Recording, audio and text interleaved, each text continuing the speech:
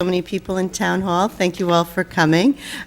We decided to host this as a regular town board meeting, but it's very informal. Our engineers from GPI will be doing a presentation, and people will have ample time to ask questions. So please join me while we pledge allegiance to our flag. Pledge allegiance to the flag of the United States of America and to the republic for which it stands, one nation, under God, indivisible, with liberty and justice for all. Okay, so we do have a portable mic that we will pass around when people have questions, and we will ask GPI to just repeat the questions so that we have it very clear. Sure. So I'm Aileen Rohr, Town Supervisor. Here's our town board, and we have these two very nice gentlemen from Greenman Peterson Engineering, Ed Schneider and Lou Bach, and they're here tonight to give a presentation on the Route 9 redesign plan. It's got quite a history, despite the fact that we've only been in office for 4 years. We've actually been working on it since that time. And really, actually, it began long before that with the 2006 corridor management study. And that was done in cooperation with DOT and residents, working together to come up with a plan whereby Route 9 could be improved.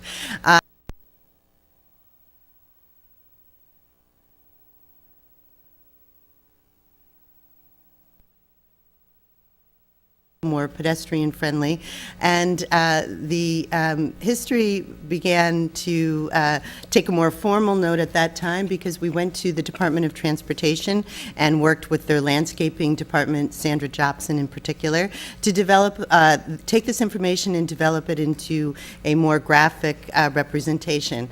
And it was a really cool project, and we were very happy with how DOT worked with us.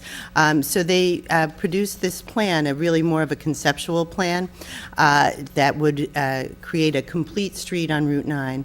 And what do we mean by that? We mean that we will be shrinking the roadway, adding a shoulder for bikes and a green space on the outside of sidewalks. And of course, creating a complete sidewalk. And the project area begins at just a little bit north of the drive-in and goes up to Park Plaza. And in that green space, there will be places for landscaping and some street furniture and some very prominent crosswalks. As many people know who have lived in Hyde Park or even traveled Route 9, we have a very dense residential area on the west side, and there's really no safe way to cross to the commercial area. So we will be adding a very prominent crosswalk to enhance that access. So I do want to give a special shout out to Emily Svensson, our Ward 1 councilperson, who wrote the grant for this project and did an amazing job. And so we were, I think in 2014, awarded the grant, and it's kind of amazing that it's taken us to 2016 to actually get it into the engineering stage, but that's where we are. So with that, I would like to... Well, can I just add to that? I mean, part of the reason that it took some time is that there's a process that you need to go through with DOT in order to make sure everything is done right with the grant, including hiring engineers. So we went through a competitive process and are thrilled with the team that we have working with us, and just wanted to throw that in also. Yes, it wasn't as if we were just twiddling our thumbs. There was a reason. And also, we've worked very closely with Pete Sotero, our town engineer, who has really been a great facilitator for this process. So with that, I'd like to turn it over to Ed Schneider and Lou Bach of Greenman Peterson Engineering, and they're going to go over the plan with you and then give everyone an opportunity to ask questions. So welcome and thank you for coming. Thank you, Aileen. And thank you all for coming out tonight. This is really nice to see that the community is concerned about what's happening within your town and eager to hear about what's going to be going on. So we're going to go through a presentation with you. As Aileen said, address any questions, comments. We'll close the formal portion of the presentation But we'll be here to answer any questions individually, spend some one-on-one time with you if you've got a specific site you want to know more about what's happening in front. So please feel free to stick around at the end. And then also in the back, we do have comment forms, so if you're not comfortable talking with us one-on-one or you have to leave shortly after the meeting, please feel free to take a comment form, and they are due back April 8th, so you have about 2 weeks to jot those comments down and get them back into us. So the purpose of the meeting tonight, we're going to talk to you about what the project objectives are. We're going to tell you what the preliminary design alternatives are, what we've looked at, discuss the future project action, discuss the overall project schedule, and then obtain, like we talked about, your public input. So as Aileen mentioned, the project begins at Water Tower Road and extends for roughly 2,000 feet and ends at Park Plaza. Now the town is pursuing some additional funding, some multimodal funding, which will carry the project from Water Tower down to Terwilliger. So what are the project objectives? So why did the project come about? What are the goals of the project? What does it need to meet? So we have to improve the pedestrian mobility and safety. As Eileen mentioned, there's no sidewalks currently on the east side, so we got to extend those, make them contiguous, really carry that through so it's a safe corridor, so a pedestrian navigating the corridor has an ease of access throughout. We want to provide ADA compliant handicap ramps.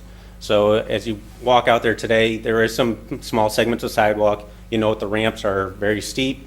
So think about somebody in a wheelchair or blind using a cane trying to navigate throughout the corridor. It's not very easy for them. So we want to make it to current standards. So any user that wants to come through and come to the various businesses can easily, again, navigate the corridor. Eileen had mentioned installing new landscaping. So we are going to and the objective is to provide landscaping, that green space. We don't want just to see a pavement out there, remove pavement, only to put back, pavement or sidewalk. We want to provide that green space, that buffer, to enhance the corridor, make it that streetscape feel. And then lastly, the one that we're not thrilled about, but it is a requirement because we are on a state route, is access management. That's looking at every driveway that enters the state route and making sure it conforms to state standards. So just to kind of refresh everyone's memory, I'm sure you're all very aware, this is your town, but we have this extra wide shoulder out there currently. You'll notice there's no sidewalks. Again, in front of the antique store, we've got this wide shoulder where a pedestrian's forced to be out into the shoulder, not separated by traffic, only by means of that white stripe. So again, not very safe. However, there's no pedestrian fatalities or incidents that we've seen. But again, if we can do anything to improve it, that's got to be a goal. Again, looking at some more photos, you'll notice the wide shoulder, no sidewalk crossing Van Dam. Again, as we approach Park Plaza, we've got a little segment of sidewalk, but it again goes to nowhere, as Eileen had mentioned. Goes into a landscaped area. Again, not great, especially if you're handicapped, disabled, and you're trying to navigate down a curb, trying to navigate around that. Just not very easy to get through the corridor.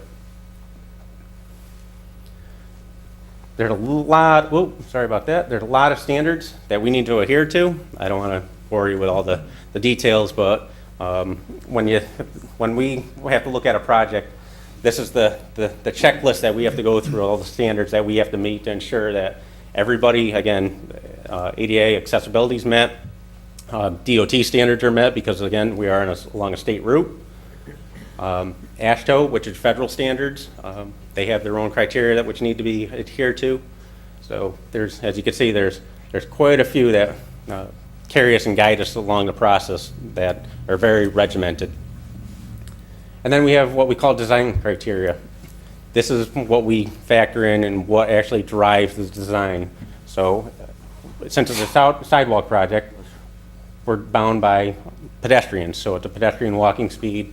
What does a pedestrian need for adequate sidewalk width? What grades do they need to follow, minimums, maximums, cross slopes. Again, that's all stuff that we take into account, factor in, make sure that we're providing exactly what needs to be out there, again, to meet those federal, state standards. In essence, it is a road. So with that, I'm going to turn it over to Lou. Lou's the project engineer. Sorry, I should have done an introduction. I'm Ed Snyder. I'm the project manager. Lou's the one actually doing the nuts and bolts into the nitty-gritty of the design. So he's going to walk you through all these integral parts of the project. Thank you, Ed. So at first we look at our alternatives. The first alternative being not doing anything, the null option. And alternative 2 is constructing the sidewalks through the corridor. So the no build option, it doesn't meet any of the project objectives. Part of the federal process, we need to, this is number 1. We look at this, we say it's not going to cost anything. It's not going to meet the objectives. So typically that one's eliminated right away. Alternative 2, which is what we're going to be progressing, constructing the sidewalks, as Ed mentioned, ADA compatibility, this landscape buffer strip of 5 foot at its maximum point, which is typical through the project, new curbs, and then the access management. So looking in section at the road, the travelway is not going to change. It's a truck access corridor, so per DOT we need to maintain a 12-foot lane.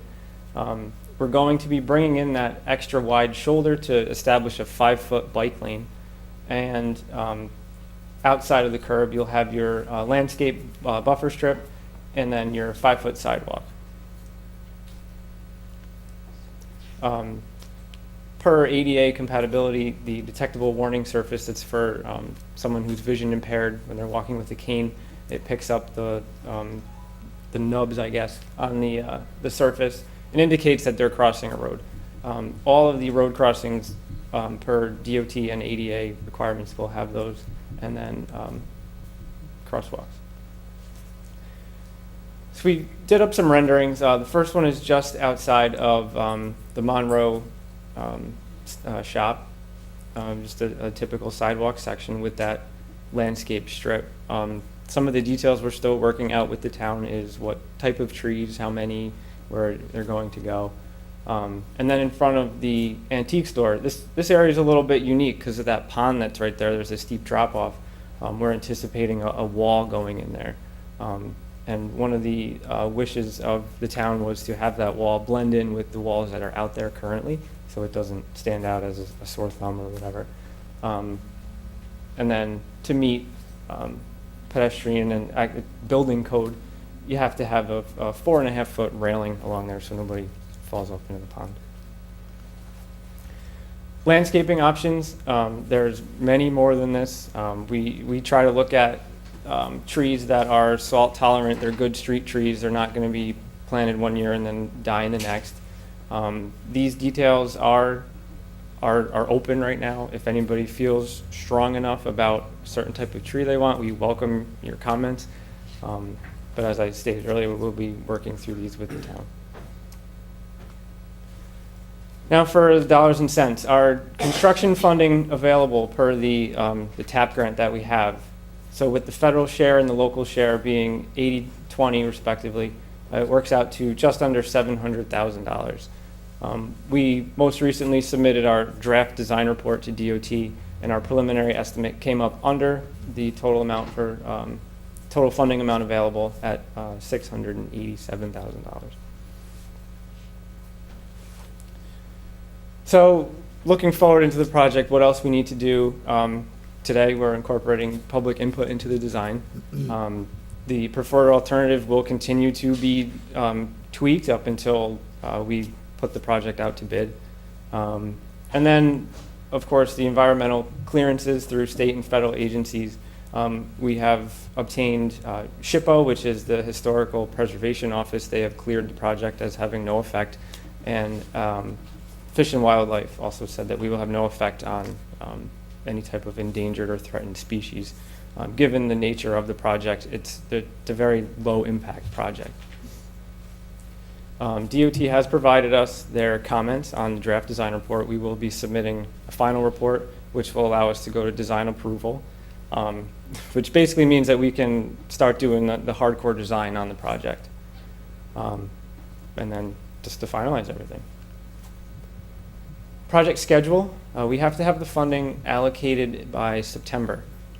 So we anticipate getting design approval in May, final plan submitted in July, and then construction starting as early as next spring. As soon as the ground thaws, the contractor can get out there. And we don't anticipate, it going much beyond the summer. That's our presentation. If anybody has any questions, we're here. Yes, sir? There's actually a microphone that we're going to pass around so everybody at home can hear you speak as well. I was just wondering, has your company worked on similar projects around here you can point to? Have they? Excuse me, ask them all to hold the microphone closer like this one. Okay, right up close to the microphone. Is that good? That's Perfect. better, yes. All right. I was just wanted to ask, has your company worked on other projects that we might know about around here, and how did those work out? The one that we have right now closest to going to construction is in the town of Hillsdale. It's a similar project. It is, the only difference there is they have sidewalks existing. We are designing new sidewalks to be ADA compliant and also adding some street lighting. But it's very similar in nature where you have a hamlet area downtown. They really want to dress it up, make it more appealing to business owners, walkability. But that is going in for construction this year. So that's the only thing we have local in the area that you would be able to relate to. See how that's coming along. But you're doing one in Lake George also? We do. We Yeah. have a multi-million-dollar project going on in Lake George. If anybody travels up there, construction actually going on right now. That's very similar corridor again. It is Route 9, a little further north, actually a lot of ways further north. But again, they have no sidewalks on either side of the road up there. We're adding sidewalks, adding a lot of landscaping, landscape medians. Yep, pedestrian crossings. Right now, it's just a sea of pavement. It's a 4-lane highway with a centered suicide lane, a turn lane. Yeah. So what we're proposing is to shorten up those turn lanes in the middle, provide medians, slow the traffic down. It's a 45-mile-an-hour road, and as I'm sure many of you know, Lake George is a tourist hotspot. So in the summer, there's people everywhere, and this area has no sidewalks at all. So it's a $7 million construction project that's starting up actually this week. So.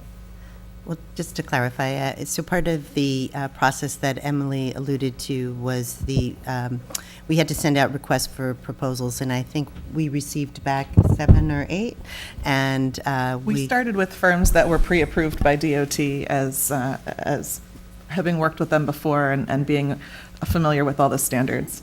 And we interviewed 3, and we selected Greenman Peterson for very many reasons. They have an excellent reputation, but also because they had done similar projects. And Yeah, the city of Kingston is one of our bigger clients down in this region. We do a lot of work for them, Safe Routes to School, pedestrian projects of this nature. And just to elaborate a little bit further, it's federal monies that, even though it's awarded through the New York State Department of Transportation, so there are a lot of guidelines and a lot of hoops that we have to jump through, and A lot of documentation. a lot of documentation, and Greenman Peterson also had a lot of experience with that. So for the ease of management, they really did speak to us as the best candidate. I have a question. Hi, could you speak a little bit to the landscaping and the trees, and specifically the density? Is there some thoughts given to how many we'll have, or you're thinking about?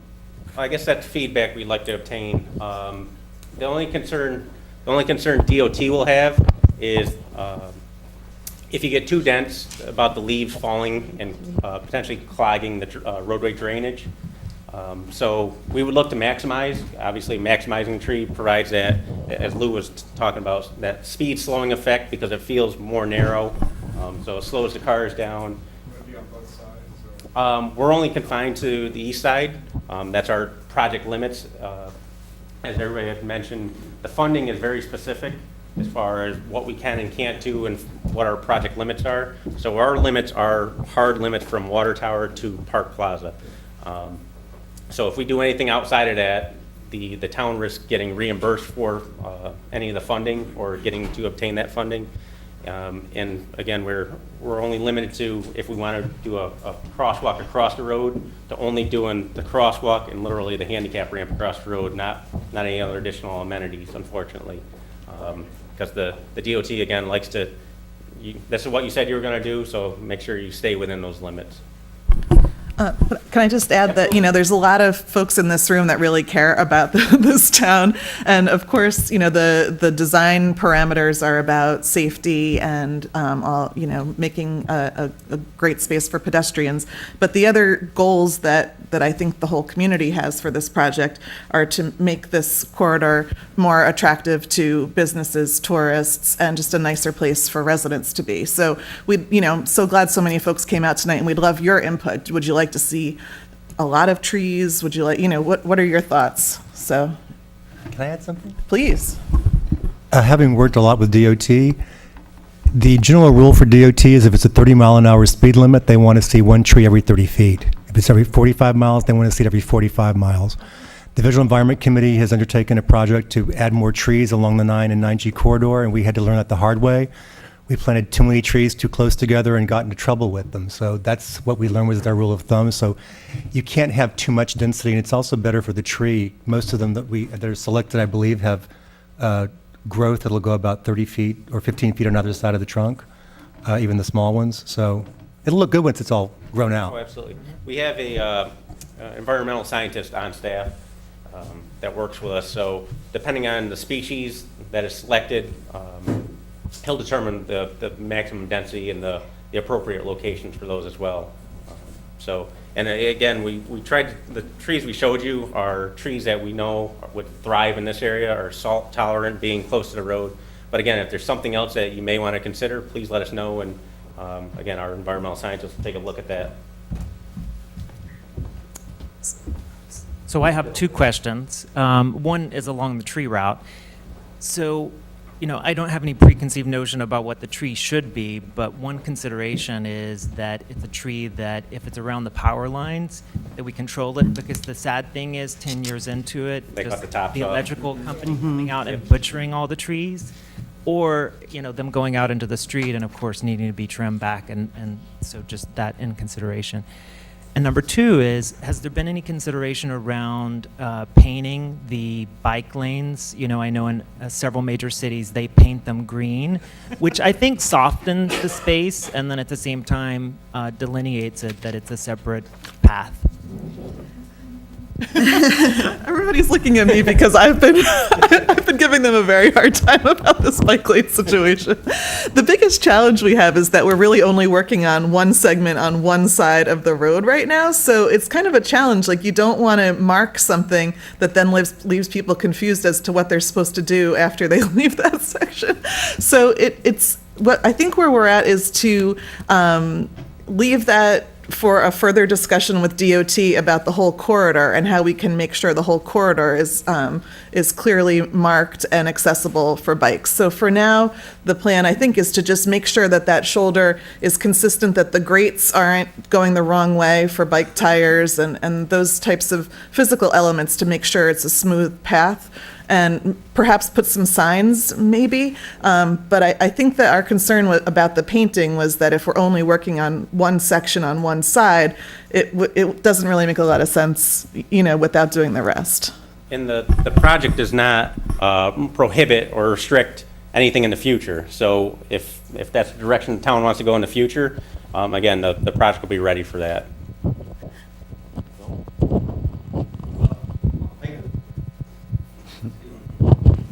Does the speed limit that's, we have the distinction of being able to drive 40 miles an hour into the center of town, right to Rogers Place, where the speed limit then drops to 30.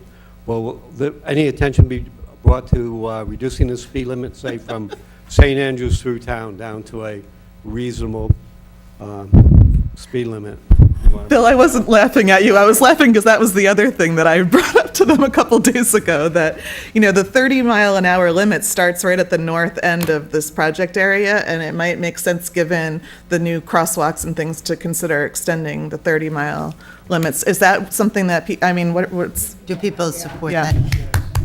It's great that we are giving that feedback, because these comments will be submitted to DOT. And the feedback that Ed and Lou gave us is that that is a very long, protracted discussion with Department of Transportation, where we have to establish need and reasons for requesting that. But we do plan on starting that conversation with them, you know, perhaps in an offline way first. But I think we all agree that it would really make a tremendous difference on 9. And last week, Pete and I met with a number of the property owners, which I see we have the ever-ready people here. Thank you for coming. And a lot of them, they said exactly that. It would be great if you could slow it down a bit here. So that's definitely on our agenda to talk about with DOT. and all the traffic science is that doesn't really slow people down getting where they're going. It just, it evens the traffic out a little bit more, but it wouldn't cause any more congestion. That would certainly be a concern. Is there any work being done now or looking forward with regards to lighting? Well, that's another interesting question. We have had quite a number of discussions on pedestrian lighting, and we are hopeful that we will be receiving some state grant monies for that specifically. We've been alerted to that possibility, and we're waiting to have that finalized. But what we would love to see is pedestrian lighting along the entire way, keep picking up on the design that is already existing at Park Plaza, the Shepherd's Hook kind of configuration. So that is predicated on funding to some extent, because we really are trying to control the impact to the taxpayer with this project. So lighting is an expensive endeavor, but we are absolutely having that conversation and keeping our fingers crossed. We submitted the formal application 2 weeks ago or so, so we should be hearing soon through our Assemblywoman. Hi, I'm Alex Sarukis. I represent the Ever Ready Diner. We received, first of all, I just want to commend you guys for, going through this whole process. I know it's a challenging task, grant writing and so forth. But I just want to make sure that, we have 2 curb cuts that were removed on our site. And as you all know, we've been there for nearly 50 years, and we really built up the business there. Our fathers, my uncle, and we're a real service to the community. I'm not sure if there was any traffic studies done to figure out how many cars actually go in and out of there. But removing 2 of those curb cuts, I think, would be a real disservice.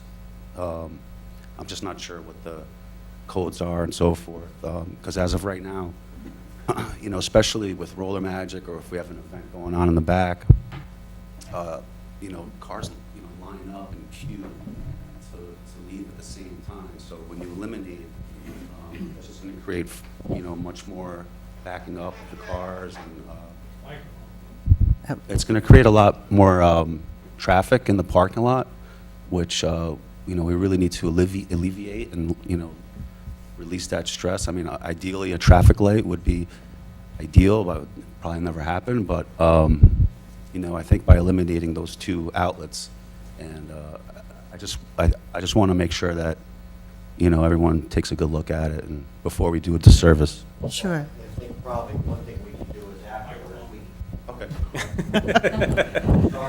Just so everybody, I'm so glad that you came out tonight, and I just want to make sure everyone else is aware that I think it was last week, Aileen and Pete went out and met with each of the property owners and just went over their individual site plans. So that's kind of where this feedback is coming from, and it's been transmitted to GPI so we can see how that can. And there were some changes that were made after, we met, and I think probably it would be easier afterwards that we get together with you guys, with the engineers and myself and, the supervisor, and we can go over, some details.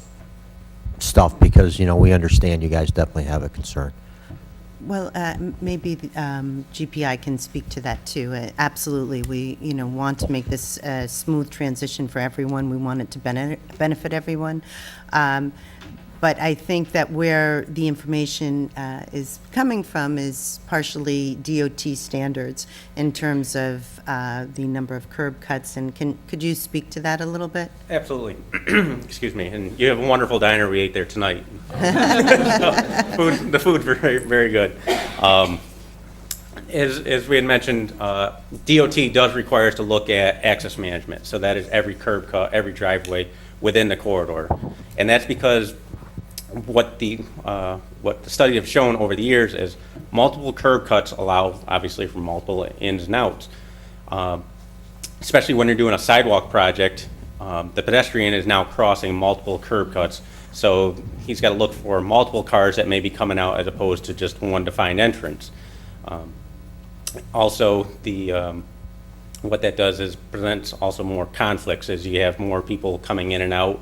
A vehicle traveling down Route 9 may not necessarily expect one coming out from the middle versus one, towards the end. So that's why you look, or DOT forces us to look at how do we control access to the property while still making it functional. So we have seen flexibility in the past for them, allowing us to do something a little different if it does adversely affect the property owner. So again, as Pete had mentioned, we want to kind of open up that dialogue with you, find out, what ultimately you need, what you think will work, what you don't think won't work, and we'll definitely, present that to DOT and get their buy-in. We and the town is going to be bound by what the state will allow, because you are accessing their highway. So ultimately, it's the town, the state's saying yay or nay. It's just a matter of us in the town presenting it in a logical fashion, saying that we've met with you multiple times. This is, we need to move forward in this route. Are there different, is there a traffic counts that determine how many curb cuts, how wide they are? Yes and no. As you get into the bigger developments, like Walmart or something, then that requires a formal justification to a state route. We can look and see. Because I can guarantee you on a Saturday or Sunday, It's busy. it's crazy. Yeah. Pete, can you? Buses, tour buses, we're talking tour buses. Sure. We're not talking. Yep. Sorry. Yep. We've become an institution. Absolutely. So it's really by the busload. So you have Yep. buses coming in, and I think that should be taken into consideration. Absolutely, and again, we'll document all of that and definitely prepare it in a format that can be submitted to DOT, but again, we want to get some more interaction with you before we do that.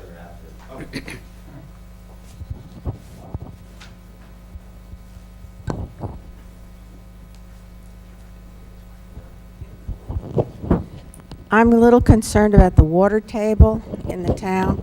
We have a town of septic tanks, no sewer system.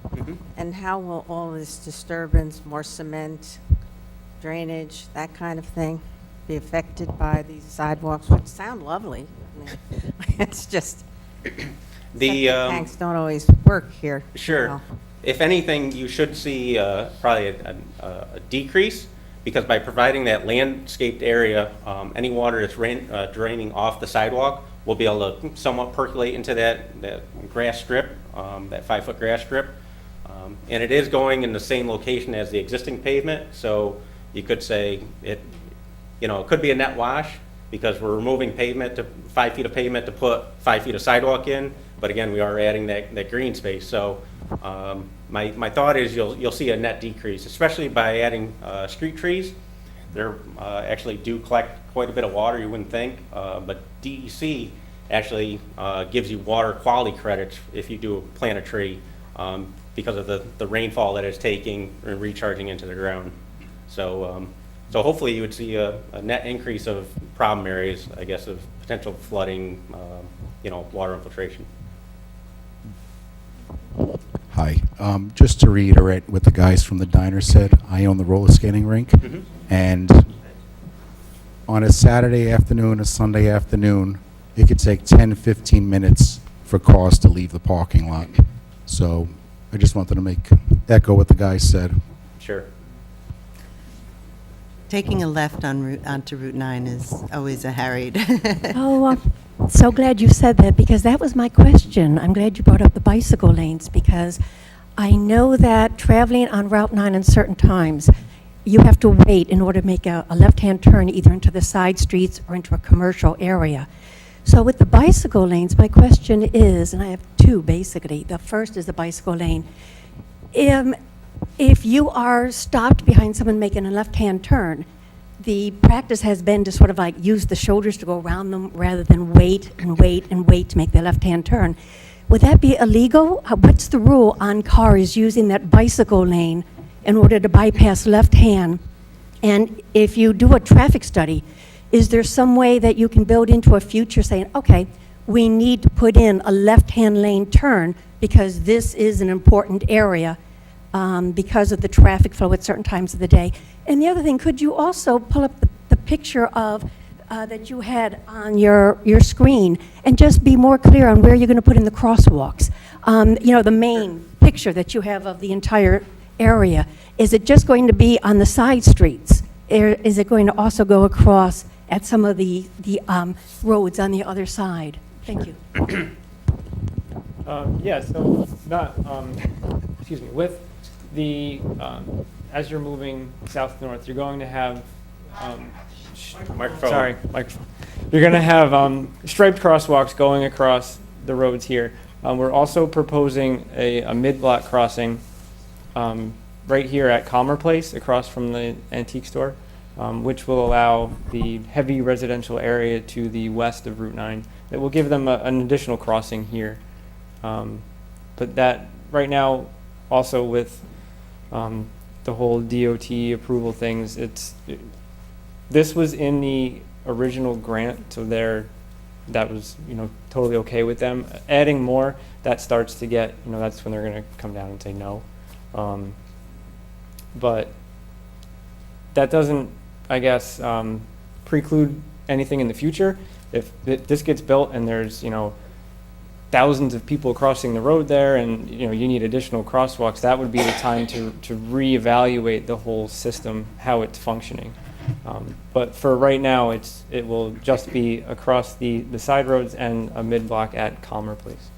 And you may want to mention, DOT did comment on that mid-block and asked if we had performed pedestrian counts, which we ran into the same issue on Lake George because we did the same thing. We proposed some mid-blocks, and I find it comical when they request if we did pedestrian counts where there's no sidewalks existing.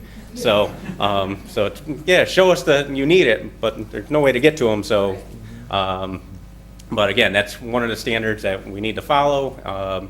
So we will be coming up with some creative language on the need for that. And you had a question, the bike lane. Bike lanes and the 5-foot.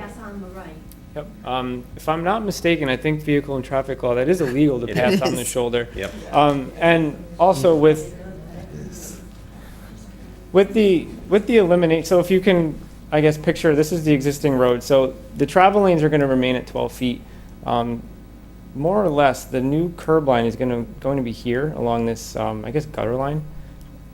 So there's not going to be room for a vehicle to pass anymore on the shoulder, which will provide that safe haven for a bicycle.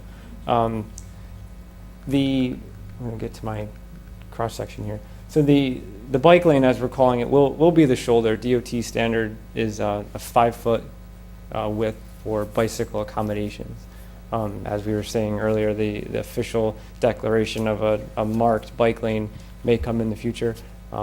For right now, the shoulder will function as a bike accommodating width.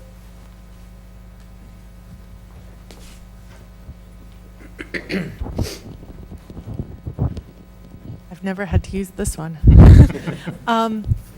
First, I want to say thank you so much to the town board and to you guys for doing the presentation. I'm really excited about the sidewalks. I've lived in Hyde Park for 27 years. And I moved specifically to the village. We lived outside the village for a while, but I moved into the village because I wanted a walkable community for myself and my kids. And have the more sidewalks, obviously the better for the children, the better for senior citizens, for people with disabilities. I have all of those categories in my family, so everybody will appreciate it. I wanted to comment specifically about Ever Ready. And I am a bike rider and a pedestrian, so I'm really excited. But, so I'm really familiar with Ever Ready because I love going there. I love walking there. I love riding my bike there. And I do see how crowded it is and how difficult it is to make that left turn, even sometimes right turns. But I actually do agree that there need to be less curb cuts. I think fewer, well-designed, appropriately sized curb cuts is safer for everybody. And one thing I have never understood is how what we still call the Malloys got this entrance next to Ever Ready. And I think if this curb cut was taken away at Malloy's and you made this a wider entrance into the Ever Ready parking lot, so, because right now it sort of looks like it's curving, so maybe it's only a northbound exit, but if you made it wider and then did an internal connection in between the Malloys and Ever Ready, so people could go out Water Tower Road, or they could go out here or here, that might be a better design than multiple curb cuts. I think that's a great point, and I know that we have the diner and the roller rink people here, but that would be certainly a conversation that you would need to have with the property owner, because the town and nor GPI, can we effectuate that long-term? But that was part of the corridor management plan, which inspired this further design. So I think it would be wonderful if they could have that type of online or offline conversation to promote that. And in fact, I think that's what I said when we were meeting there. It would really facilitate, it would be good for everyone, but that's a conversation that that property owners have to have, you know, and DOT, because in order to, we would be more than happy to do this if we're willing to put a light there. Then we wouldn't need any curb cuts anyway. So, you know. I agree with all that.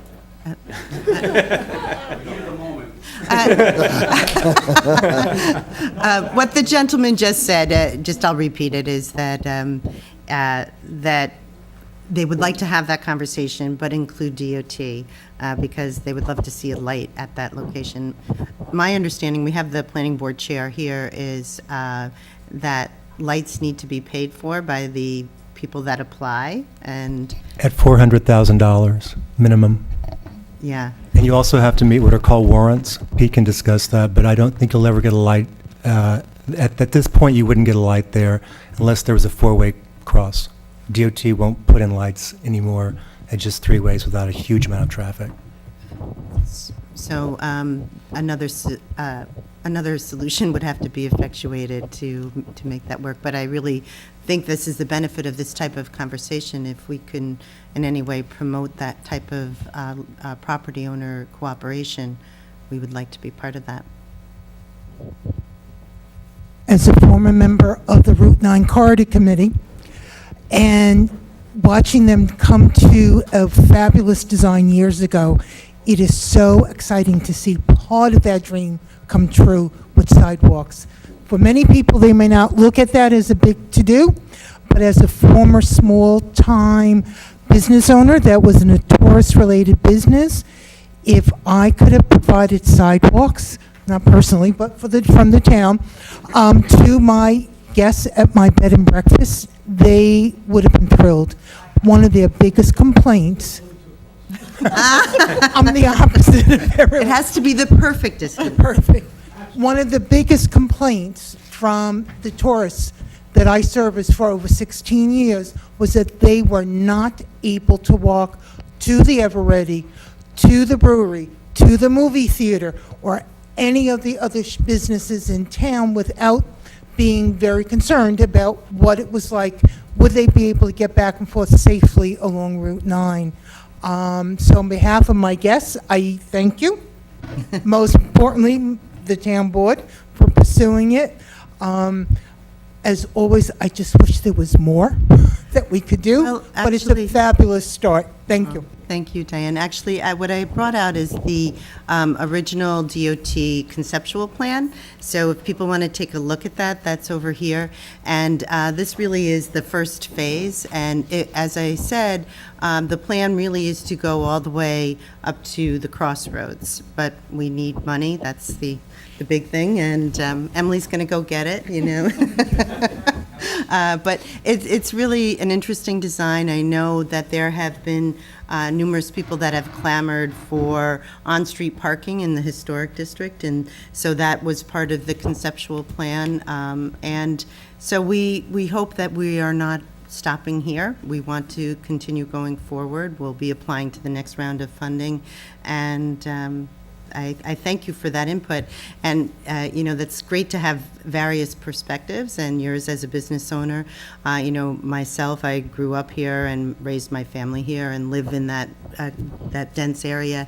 So, you know, to have sidewalks that attract visitors as well as appeal to residents, and that's just a win-win. So I can't tell you how many times I've been driving down Route 9 and see tourists going from the hotel or the motel next to the drive-in and, you know, trying to tiptoe around the trees and getting their hair caught in them as they're walking them. That's not the experience most people want when they come to a historic town. So I think that, thank you for that perspective, bringing that out. Thank you. Bob Clearwater, Hyde Park, former councilman, former Dutchess County legislator. A little. Excuse me, Herb? A little further? Okay. I honestly don't believe that Hyde Park needs this. I mean, I've always been in favor of Hyde Park progressing, moving forward. We need business in Hyde Park. I'm not sure if a sidewalk is going to bring business to Hyde Park. Like Aileen, I've been here my whole life, 1951. Used to walk on the sidewalks on the west side of Route 9. Never had a problem. The sidewalks on the west side of Route 9 go from Vanderbilt's to just north of, I used to call it Kip's Motel, but I'm not sure what they call it now, but say Capola's. Roughly, more people know Capola's than Kip's Motel. So I don't know why we need a sidewalk on the east side of the road when we have one on the west side of the road. Again, I think the engineers had proposed or had talked about an estimated budget of $675,000. I heard the supervisor earlier on TV say it could go as high as $845,000. Again, federal money, so I guess I shouldn't really complain if we're not paying for it because we're going to get it for free, supposedly, but it's still our tax dollars. I don't know how many people, I mean, when I drive down through Poughkeepsie, or to Poughkeepsie, and I go past the existing sidewalk that was put in several years ago from Springwood Village to the Stop and Shop, I think I've seen 2 or 3 people on there. Now, again, I don't see what's on there 24/7. I really don't know. And I think that project was in the neighborhood of $750,000. No. Wasn't 750, 500? It was 150 paid for by a community development block grant. Okay. So then A little bit different, 750, 150. Okay, so then it costs $50,000 a person to walk down there. Well, as that's your opposed to- opinion, Mr. Again, Clearwater. Excuse me. I'm talking, Mrs. Supervisor? Yes. Thank you. This one here is going to cost us between $675 and $845, and it's going to be about 2,000 feet. So that's about, what we're talking, $400 a foot, $4,000 a foot, something like that. A lot of money. Again, federal money, yes. Would I rather have it go to Iowa or some other state? No. I'm glad it's coming to Hyde Park. But I don't see, as I travel Route 9, that many people walking on the west side. How many more people are going to walk on the east side? I grew up, like you did, on Fuller. I grew up on South Drive. We used to travel the back roads, up through Garden Street and et cetera, through that way. I'm sure you did too, Aileen. So I don't see why we have to spend, whether it be our money, town money, state money, or the federal money, to put a sidewalk in on the east side of the road. I don't think it's going to accomplish anything, and that's my opinion. Well, thank you for And how your many opinion. people you think, I know you said you did a survey up in, what, Lake George or whatever, for the number of people going to walk on the sidewalk. How many people are going to walk on this sidewalk in Hyde Park? What I said was, Lake George required, or the DOT required us to do pedestrian counts in order to justify a mid-block crossing, but it's hard to justify a mid-block crossing when there's no existing sidewalks. Okay, with your education and your knowledge of Hyde Park, how many people can you tell me tonight are going to walk on the east side of Route 9? What I can tell you is, a lot of people. More than 5? I would absolutely. What we see a lot is, and we get this a lot, especially when we're proposing roundabouts, is everybody hates a roundabout. Why are we building them? And then after the project is done, they're like, why didn't this get done sooner? I think you'll be amazingly surprised at the amount of pedestrian traffic you'll receive once the project is done. No, I think you'd be surprised. Well, thank you for your opinion, Mr. Clearwater. You know, not everybody has a driver's license in this town. I'm one of them. So, you know, I think it's kind of selfish for some people to be against this. Just my opinion. You know, like I said, I don't have a driver's license. I walk to the stores. It's how I make a living, how I survive. So, you know, I just think, you know, it's kind of selfish for someone to be against this, and, you know, that's just my opinion. And like I said, you know, more people should walk here, and I see a lot of people walking, so, you know, it's just my opinion. So, like I said, it's selfish, rotten, not to be against this, just my opinion.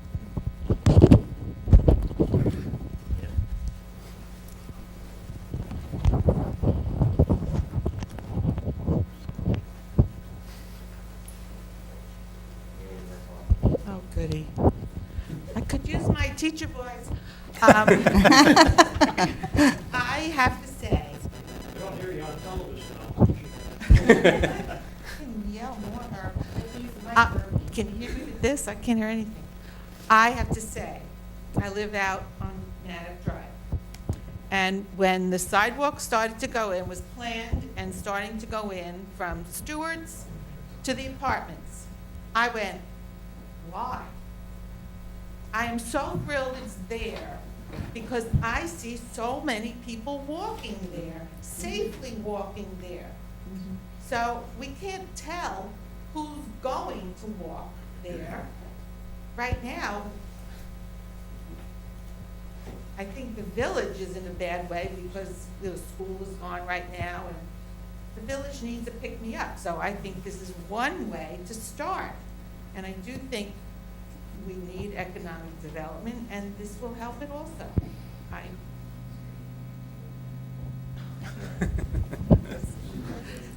Thank you also, up there I go, for all your hard work. I got a hold of it. This could be like the walkway over the Hudson where, you know, originally I think they forecasted 25,000 people a year, and they're doing 500,000 a year. You know, same potential.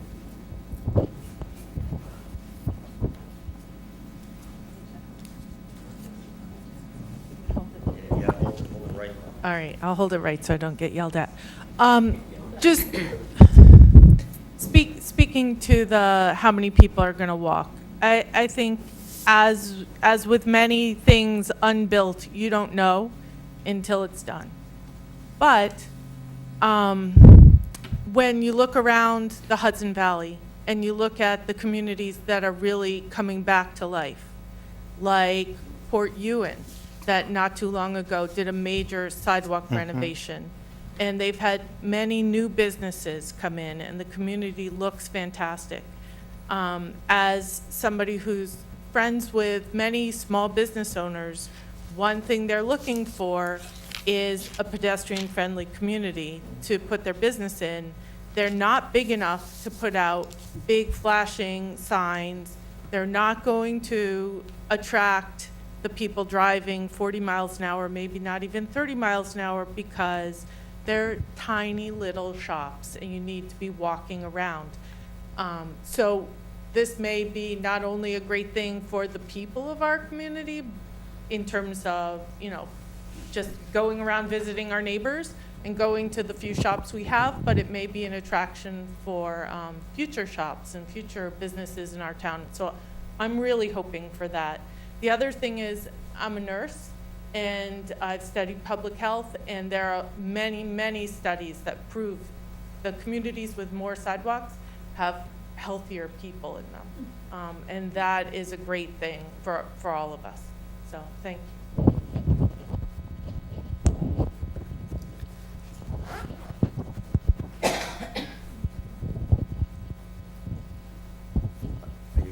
Yes.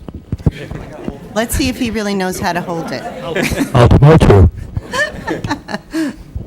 All right, now it's time to see if I can use it properly. On occasion where I've had to walk down Route 9 from one establishment to another, the idea of zigzagging across the street and ducking traffic is one that I avoided. So depending on what side of the street the business is on, that's the side that I'm going to stay on. The other thing I wanted to mention, we talked about bike lanes earlier. I hope everybody knows that bicycles are supposed to ride with the traffic. So it's good that you're developing the bike lanes on each side of the road in parallel, because if you made the bike lane on one side look too good, the bike riders might think that they all should be there, and that could be disastrous. So we don't want that to happen. Good point, Herb. Thank you. Dennis, comment? Just two comments. I would say that I'm a biker myself, and I'm curious, is there, I guess it's very future-looking, but forward-looking, but would there be a possibility of integrating with the more regional bike lanes in the future? And that would bring a lot of, I think, people to our community. And secondly, I would say that just from a pure aesthetic standpoint, sidewalks and bike lanes they've got to be a good thing. Just, I don't want to compare ourselves to Rhinebeck, but you just have to go there every weekend and people are walking and shopping. That's what people do. To speak to the regional connection, one of the things that our recreation director has been meeting with the Trails Roundtable that meets monthly, and they're very eager to promote these linkages between towns. And one of the things that's on our agenda is to create a link to the walkway, and it would be great if we could do that. One of the impediments is the Marici Kill, which is on the culinary property, and so the culinary has just started participating in those roundtable discussions also. So we hope that we can move forward with that connection. But you know, if anyone had a chance to look at the Poughkeepsie Journal this past Sunday, there was a whole section on the outdoors and hiking and bike riding, and really that is probably the Hudson Valley's future in many ways, is a recreational area for New York City people, and it's something that not only do we have the potential for, but we have the bones already in place. So we look forward to that, to working on that.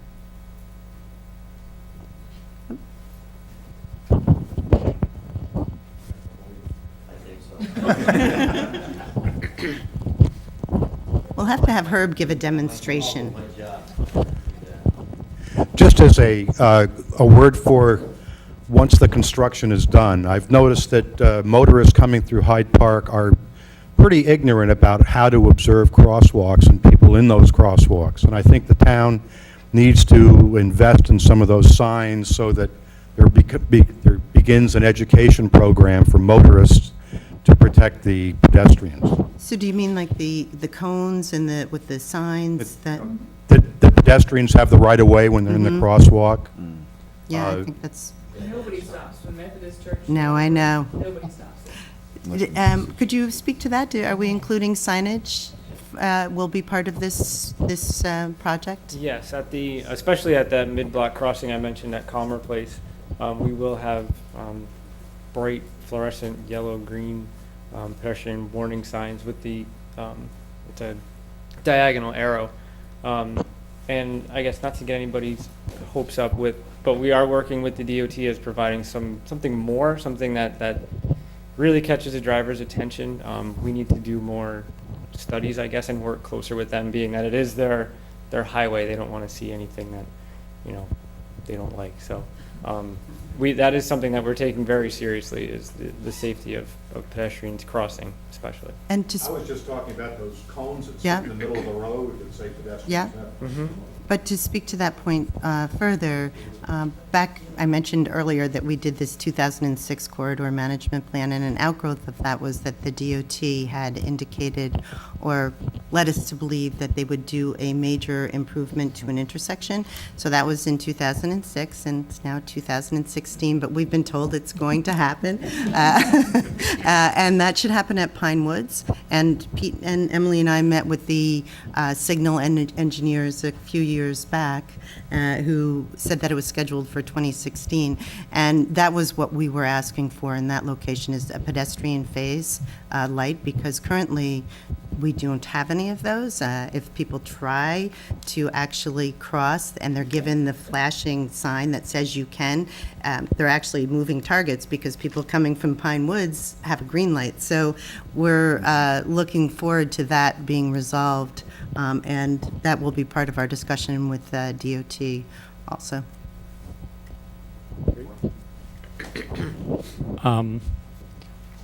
I think I know the answer to this, but I wanted to ask anyways. With these improvements happening, is there any change to the assessment of the property owner? That's question A. And question B, talking about sidewalks, it occurred to me that in some winters we've had a problem with some of the property owners not clearing the snow. So is that an issue, that these are new sidewalks, and is it clear whose responsibility it is at the diner and various things? Yeah, and all towns in New York State, the people who own the commercial property are responsible for clearing, and that's the case in Hyde Park as well, with the exception of the area from Mansion to Commer. If you think about that area, we have the stone wall with the sidewalk that abuts it, and that the town recreation department clears that. So we have Tad Moss here, our zoning administrator, who does issue notices of violations when sidewalks are not cleared. But, it's just part of the responsibility of owning commercial property, is you clear your parking lots, you clear your sidewalks to your business, and you clear the sidewalks on the commercial route. And that is part of the plan, and that was a requirement for DOT. It's a good question. And the impact on the assessment, I don't see that. I don't think that, because this is actually in the DOT right away, it doesn't impact the assessment of those property owners.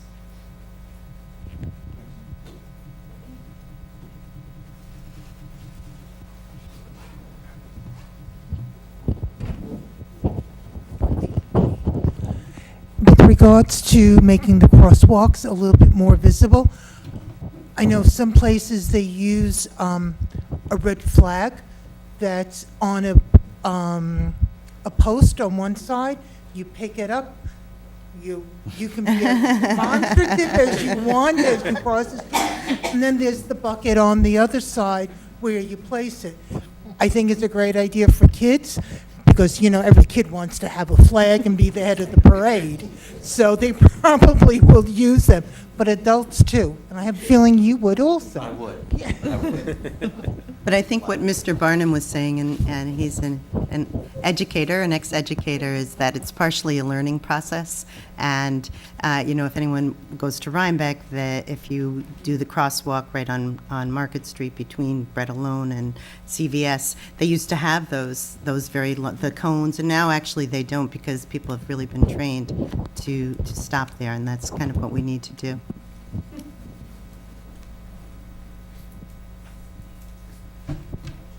Can I use this microphone again? Yes, of course. I just want to say, if everyone keeps focusing on sidewalks, and first, there is a method to the madness behind this. I was tasked to chair Hyde Park Walks, a committee that we worked with DOT and the Poughkeepsie Dutchess County Transportation Council. We did surveys and sent them out to residents, and this area was actually identified as the priority area. One thing we need to remember is there are already sidewalks there, they just aren't complete. They stop at different properties. And residents were telling us more or less, this area, if they want to be able to walk between businesses to shops and services, they need to have a complete set of sidewalk there. So not only is this, we're really rebuilding some sidewalks like you're doing in other areas because they're not ADA compliant, all of them either. Like the one in front of Eveready, I think, is 3 feet. They vary in width. But we had all these surveys done. The second is to remember that in that study, other areas, priority areas were identified for the future. A lot of residents want to be able to walk on the west side all the way down to the Wallace Center, not have to cross over and then go to the drive-in and come back. So there's a lot of things that were at play. They also wanted to have walking around the Haviland Road and 9G area because there's schools nearby, et cetera. So what you guys are doing is actually built on solid work that was done that comes from residents' wishes. Then I also want to say, it's not just looking at 2,000 square foot for the sidewalk. Mayor Rob Rollison has focused on how to bring the city of Poughkeepsie back from the brink by focusing on aesthetics. And that got a really good write-up in the Poughkeepsie Journal. It's because that's what government can do, is focus on the aesthetics of the streetscape. So don't just look at the sidewalk here. Think about that 5 feet of green space now with landscaping that you're going to have, because I love this town. It's my adopted hometown now. But when you drive up 9, you do see a lot of concrete. There's lots of spaces where you see trees, but it's set back by concrete. To see that green is going to soften the image and make it look more inviting for tourists, people looking to shop for services, restaurants, et cetera. All that's going to build in on itself, I think. So I heartily approve of this project, and as someone who's been involved with planning for the town for the last 10 years, you really do need to plan for the far, way out, away. And we are an aging society right now, and the younger groups, the millennials and below, Generation Z they're called now, like to walk. So you're planning really for the future of the town and how to make it ready for the 21st century. And, some of the feedback I had with meeting with the property owners that abut or that are in the project area is that they were just really thrilled that we were taking the initiative and paying for it. They were, otherwise they might have to do it when they do a new site plan, which is what we experienced with the Mount Carney building, that they are coming in with some revisions to that site plan, and if we hadn't been doing this, then they would have been required to build sidewalks. So there is some economic impact to those business owners, and we are eager to do anything that we can as a municipality to support them, to help them. I mean, clearly, we're all in this together, that every one of us in this room want to see a thriving business community. That's what it makes a town. It improves our own property values as residents. It improves the tax base. It's a win-win. So we have every incentive to try to assist businesses, and that is, one of our goals with this project. Can I just add to that? Sure. Yeah, I just wanted to, while we have an audience here, which is really nice, I just wanted to give a little update because I know that, not everyone watches us every week, But, we've really been looking for ways, as Michael said, to improve infrastructure with the goal of making Hyde Park a better place to do business. And, one of the reasons that we've gotten a lot of traction with sidewalk and streetscape projects is because that's just where the money is right now. I mean, you kind of have to, if you want grants, you have to look for what the funders are funding. And this is one of the high priorities at the state and federal level, and that's where the funds are. So we've been able to access those. But we've also been working really hard at trying to get money for sewer, because to me, the function is just as important as the form. And that's one thing that the businesses have been really clamoring for. And we've really made quite a bit of progress. We've had numerous conversations with the Environmental Facilities Corporation, with our elected representatives. We were just awarded, this is the update I wanted to make sure you're all aware of, we were awarded $500,000 from County Executive Molinaro as the first building block. We're going to need more building blocks than that to get to an affordable sewer for the town. But, that is something that is also underway, just so that the other pieces that are that we're working towards. That, it's nothing that's going to happen right away, but just so that you're aware. Yeah, thanks for bringing that up. And to just elaborate on that a little bit.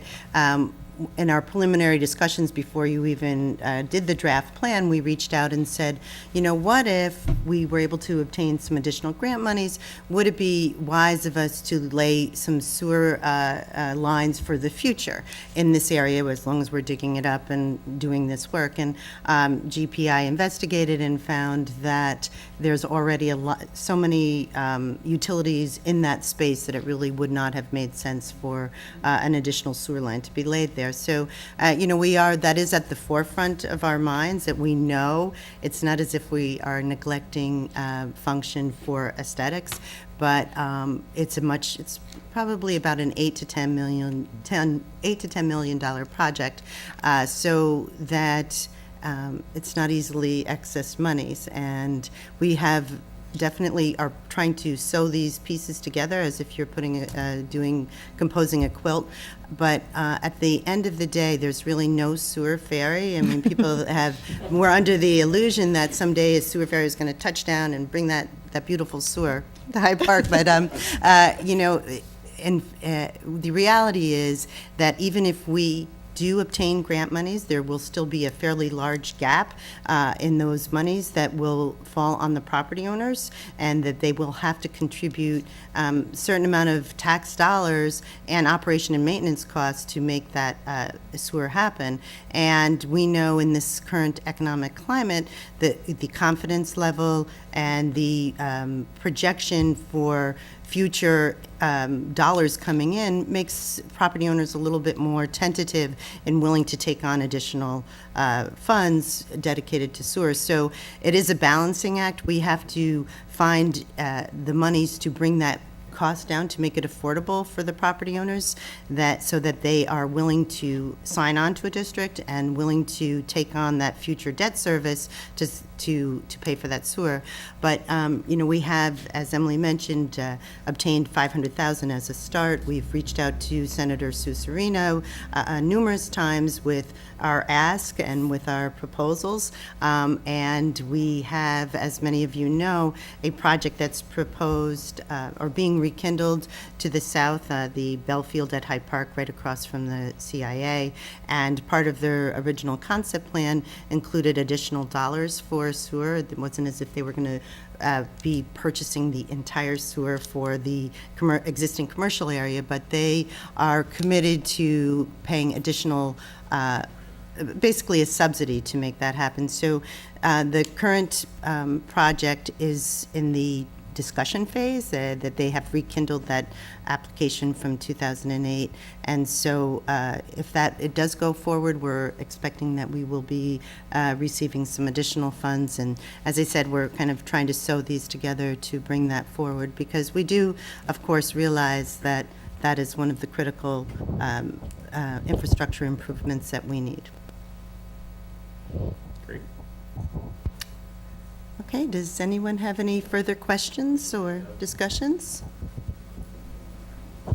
Hi, before we close off, I just want to revisit that left-hand turn lanes, because I know left-hand turn lanes have been put in along Route 9 at various places that they were deemed necessary because it was backed up.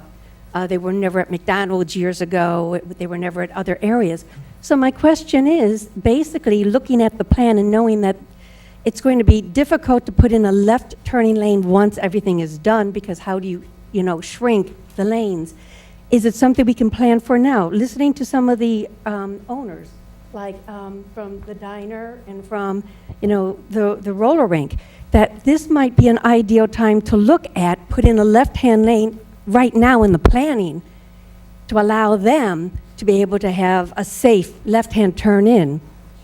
And I don't know, Mr. Dupree, maybe you can figure out in the future some way of interconnecting these, because if you're going to eliminate curb cuts, it seems to me that basically in order to be able to allow traffic, because some of us don't live in the area, we will be driving in, we will be using parking lots, and we will be using some of the commercial, enterprises along Route 9, but it will be with a vehicle coming from either the north or the south, that maybe connecting them when you eliminate the curb cuts and having a safer where you can make a left-hand turn in, like at the roller rink, in order to be able to access my prescriptions at Malloy's, which is now CVS, would be a safer thing. Could I just say, I just wanted to, I think we probably need to wrap up, but afterwards, I would encourage folks to go take a look at the drawings that DOT provided. They really did a lot of work to look at the whole corridor and come up with a pre-approved plan. And it does show where the left turn lanes are indicated,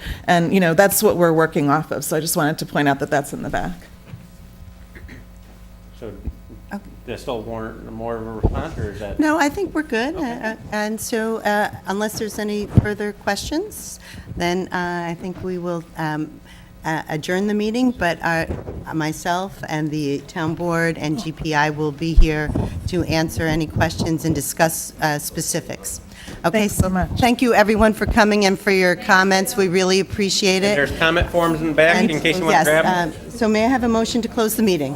So moved. And a second? And all in favor? Aye. Aye. Did you get the date? I didn't get the date. Do you know when? Yeah. I had construction start and then whatever.